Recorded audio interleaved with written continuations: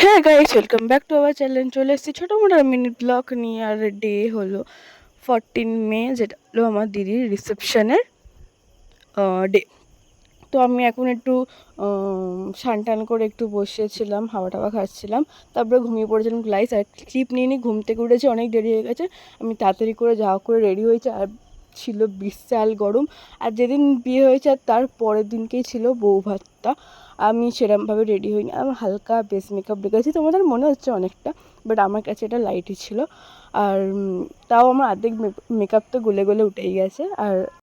আর guys গিয়ে দেখি এত সুন্দর একটা আয়োজন, তার মধ্যে ছিল বিশাল গরম, সেটা কথা না, বাট আয়োজনটা ছিল খুবই সুন্দর।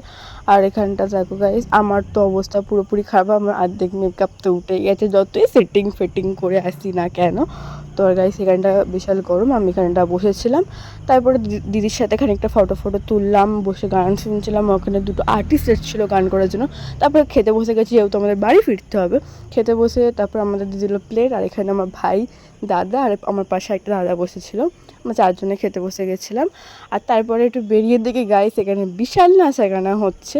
আমার দিদি, জামাইবাবু, আর আমার দিদির ভাসুর নাকি দেওর, ঠিক জানি না, তারও বিয়ে হয়েছিল কদিন আগেই।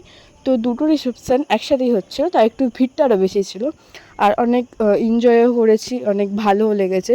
তো ভিডিওটা ভালো লাগলে লাইক কমেন্ট শেয়ার করে দিও। টাটা, আবার দেখা হবে নেক্সট কোনো ব্লগে।